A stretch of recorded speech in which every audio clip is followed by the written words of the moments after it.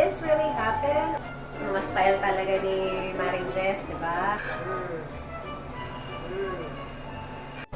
Hi everybody, I'm back and this is my second vlog. I'm doing another commentary on one of the segments from the KMJS Gabi ng Lagim 7. So this is by request of a couple of my friends. They want me to do a commentary on this particular segment. The segment is called Koleksyon. So this deals with antiques and other stuff, other weird, surreal stuff. Actually, I already reviewed the segment and I have a few thoughts. Let's get started.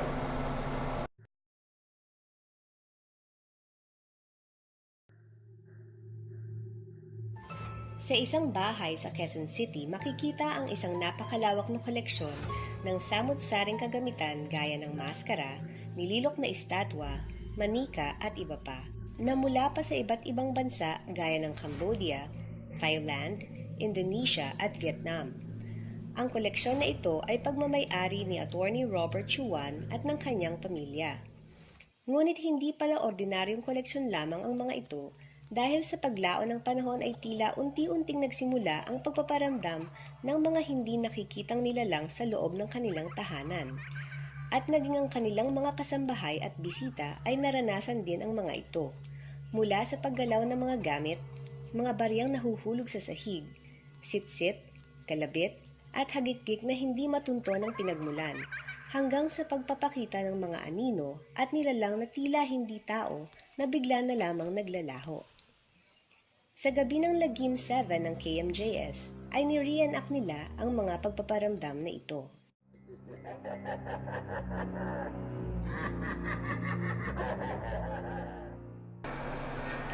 Okay, so clearly there's a poltergeist activity in their shop. May mga manifestations daw doon sa loob ng shop where the collections reside. They're reenacting in an exaggerated manner, I'm sure. They are reenacting the manifestations of the spirits pala, sorry. There's an important lesson here. If you have no idea what you're bringing home, and it comes from that kind of shop, don't bring it home. Ngunit hindi lamang doon nagtatapos ang di umano'y hiwagang bumabalot sa koleksyon ni Attorney Robert. Sinasabing may kapangyarihan din daw ang naturang koleksyon kung kaya't binibisita ito ng mga espiritista upang mag-alay. Maging ang pamilya ni Attorney Robert ay nag-aalay din sa mga ito. Sa episode ng KMJS, ipinakita ang pag-aalay ng insenso, alak, pagkain at dugo ng isang miyembro ng kanilang pamilya sa mga estatwa na bahagi ng koleksyon ni Attorney Robert. At bukod sa alay ay nagpatugtog din siya ng isang uri ng musika o dasal para sa mga miyembro ng tila mahiwagang koleksyong ito. Ayon sa kanya, ito ay pakain sa mga koleksyon upang ang mga ito ay mabuhay. Ayon kay Attorney Robert, ginagawa daw nila ang mga ito bilang respeto sa mga espiritong nananahan sa kanilang koleksyon. At sa kanyang testimonya, wala raw nagkakasakit sa kanila at magaan din ang kanilang pamumuhay.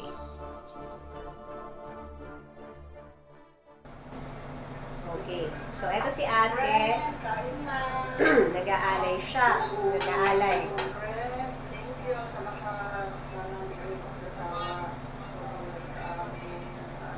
You heard that, what she said there about sana'y huwag kayong magsawa sa pagtulong, I think, sa kanilang mga kahilingan. So what she's showing is, she's offering these spirits, food, and other stuff. There's blood, there's wine, I can see some rice. So basically, what they're doing is they're offering these things in exchange for something, and that's very clear, no? What really struck me here in this scene is that they're also offering blood. What is the significance of blood? It's a very, very significant offering. Even in ancient times, for example, in the Mayans, no, the Aztecs, they have blood sacrifices as offering to the gods. blood is very significant. There are blood rituals, there are blood sacrifices, because in essence, and pun intended, blood holds the essence of life of every living creature. Dugo pa man yan ng tao, dugo ng hayop.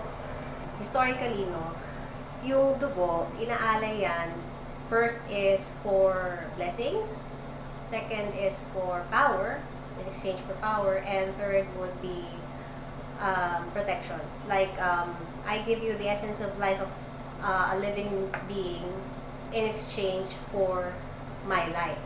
You protect my life, and this is what I give in exchange. That is a very, very popular offering to the gods, no, yung blood.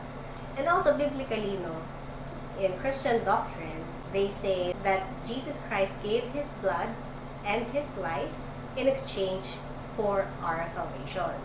That is the power of blood sacrifice. So this is a very, very striking scene for me because they also offer blood. The lady here did say na it's for their wishes, yung mga kahilingan nila. So there must be something going on here. Yan yung dasal nila everyday para mabuhay lahat sila.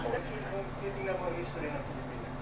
Okay, so there's a prayer there being played on their radio, and I don't know if that's a chant or some recited prayer or prayer song. I don't know. I don't even know the language. That is something new to me, no? Kasi ang nakagisnan ko lang is yung mga alay-alay. Now there's this like a chanting kind of prayer. Since it's also part of yung pakain nila, no, sa mga spirits dun sa kanilang shop. I can see a parallel here dun sa ginagawa nila, playing that music or playing that prayer dun sa mga statues, and the practice of devotion sa lihim na karunungan. No? For those who are familiar with LNK, may devotion yan. We recite an orasyon para pakain doon sa ating anting. And I can see a similarity between that practice and this practice. And that is interesting. That is really interesting. Medyo magaan ang buhay natin. So yun pala yung one of the effects of what they're doing, no? Magaan daw sa buhay, walang nakakasakit. That is the effect of what they're doing now, according to attorney, the collector. Sa mga pangkaraniwang bahay na nag-iingat ng mga figurines, may mga pagkakataon kasi na pwede silang maging portal. Okay, hindi ko maintindihan yung context niya when he used the word portal. I think what he's referring to is energetic imprints or energy imprints. No? Energy imprints, as the term implies, is when the energy of a holder or an owner transfers to an object. So, kung nagpapasa-pasa ng owner ang isang bagay for decades, yung energy ng bawat owner ay lumilipat doon sa object. Tinainom ko. Why? And not only that, no, especially when the object is used for a certain ritual or is situated in a place kung saan may nag-ritual, magical ritual or whatever kind of ritual, yung energy maaari ding ma-absorb ng mga objects sa paligid, and that would accumulate dun sa object na yun. The process goes on, palipat-lipat ng owner, palipat-lipat ng lugar. It's possible that a single object can absorb that amount of energy, different kinds of energies from owners, places, events, and other things. So, yun yung energy imprints or energetic imprints na naiiwan sa isang object. Now, is it possible that an entity can reside in an object? Yes. Energy, in a paranormal sense, in the spiritual context, like attracts like. So, kung merong certain form of energy, for example, in this cup, for example, it's a negative energy or something like that, it will attract more negative energy. It will also attract negative entities. So, kung napakalakas na negative energetic imprint sa isang bagay, it is possible that it will attract negative entities. I'm just not sure about ghosts but we're talking about low vibrational entities. The parasites or other negative entities could be demons, could be elemental spirits na medyo sa dark side of the force. Yun, they will get attracted to the negative energy imprinted on this object. That is possible. Ang aming lagusan, portals, so maraming papasok at masyadong overwhelming. Looking at the shop, I am inclined to agree with Nick. Kasi sa sobrang daming objects dyan, and I assume na sobrang daming imprints per object, and like what I already said, no, imprints can attract more energy, whether it's from entities or people. Hindi na ako magugulat kung sobrang overwhelming yung energy sa loob. But, hindi natin masisigurado kung lahat ba yan negative. They may look scary, but I don't think that all the objects there are carrying negative energy. Some could be neutral, some could be even good. So, we don't know. Hindi siya kaya explain ng science talaga. Yes, I agree. Lahat ng mga magic, pagtawag sa mga espiritu, ito ay isang forma ng idolatry at saka paniniwala sa demonyo. Sa tingin ng simbahan, ang Diyos lang ang makapangyarihan sa lahat. All the rest, idolatry yun. Kung ito ay espiritong negative, ay nakakatakot minsan dapat palihatan. Wala akong balak. Father naman, ikaw pang pare, ikaw pang nagsasabi na nakakatakot. Walang nakakatakot. Everything is manageable. Anyway, so moving on, no? So we saw the episode.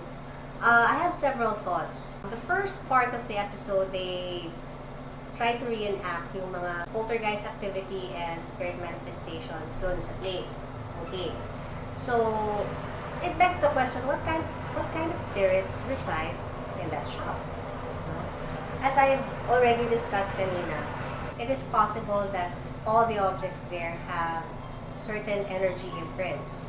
I'm not saying that all of them, however scary they look, have negative energy. Hindi natin sigurado yan. Because I haven't been to that shop, but actually I want to go to that shop. So, we don't know. Just because they look scary doesn't mean they're evil. Ed Kaluwag looks scary, by the way. So, anyway, can't believe I said that. Anyway, so what kind of spirits reside in that shop? To be honest with you, binubuhay pa nila di ba? Binubuhay nila. So yung ginagawa nilang process na pag-aalay at pagbubuhay ng mga objects na nandun, I think it's possible that they are creating what we call thought forms. No? Thought forms are artificial entities created by the energy of the human being. Usually the magicians, no? Those who perform rituals and magic, those who are adept to that. But even ordinary people like you and me can create our own thought forms. Now, when a thought form is programmed to do a certain task, pinrogram siya para sa isang purpose.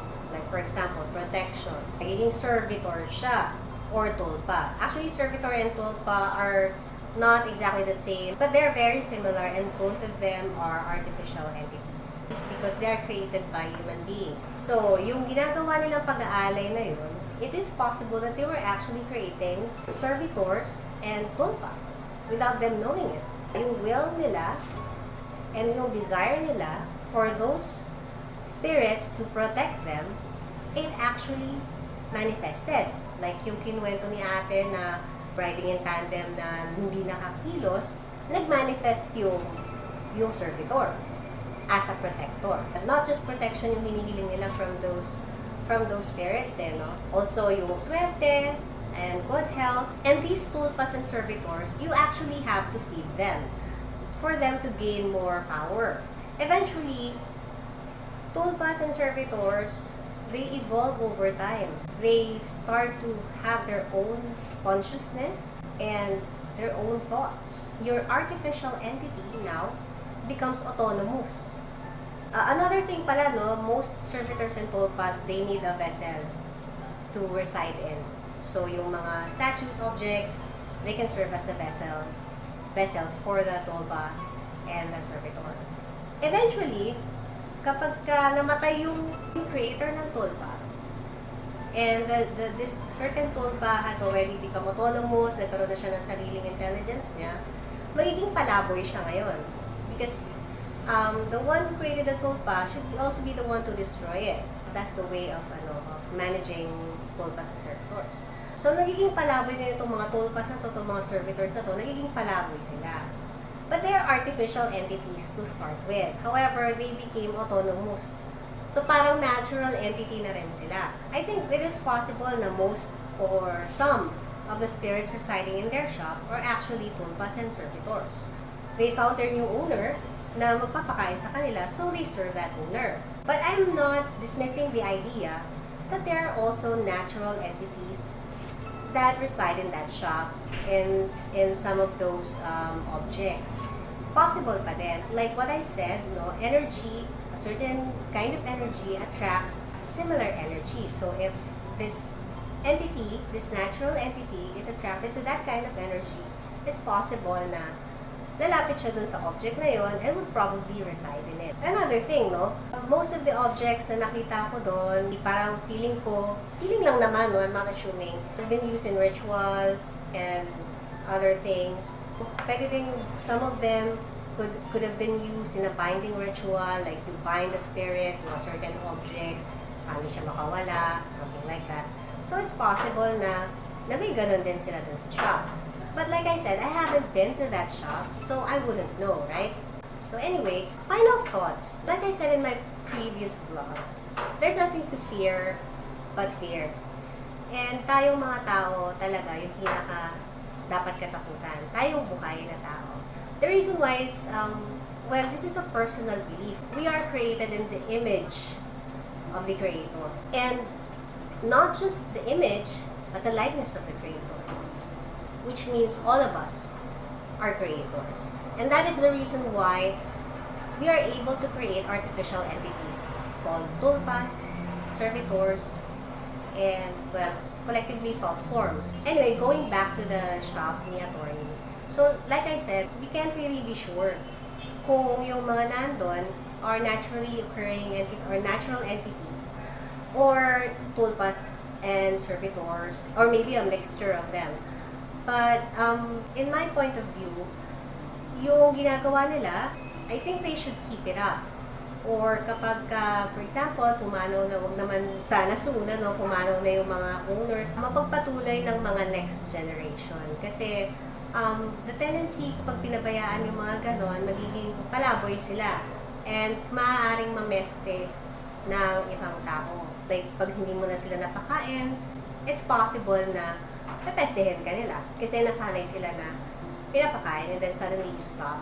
So, if any of you are interested in actually, following Attorney's footsteps, just make sure na it's not a phase na paninindigan nyo yan. If you buy something, an object from an antique shop, make sure you cleanse it. So, there are several ways to cleanse an object para matanggal yung imprints or kung may mga entities man na namamahay doon. Or if you have a friend who knows proper cleansing of objects, you can ask for their help. And even if ang isang bagay energy imprints lang pero malakas yung energy imprint niya, pag inuwi mo yan sa bahay nyo, it is possible na maka-attract yan ng entities similar to the energy signature na dala ng object. So, do I have an object from an antique shop? Yes, I do own one. And it is a wooden bust na ganyan kalaki. I just love the art. No? I love the face. I thought it was a head of a saint. Unfortunately, hindi namin matrace kung sinong saint yun. So, it's probably not a saint, but a personalized bust. Nung inuwi ko siya, it is very lifelike. I can actually see his face. I don't know if it's just an optical illusion. But his face changes expressions. Wala siya dito sa condo, nasa bahay siya. Maybe I'll show him to you next time on my next vlog. So, I hope you learned a lot from this vlog. And it's a very interesting episode. And I hope you guys liked it also. Sana nasagot ko yung mga tanong ng aking friends na nag-request ng commentary for this episode. It's a wrap again for us tonight and I hope you like this. And shout out nga pala sa aking mga friends, JP and Maria Ellie. Thank you for subscribing. All who watched my first vlog, thank you so much. You inspired me to make more. Thank you so much. And have a great night to all of you. Have a great day wherever you are. Day, night. God bless you and ingat kayo palagi. If you have comments, questions, suggestions, reactions, comment down below. And also, if you want to subscribe, go ahead. Good night to all of you. Until next time.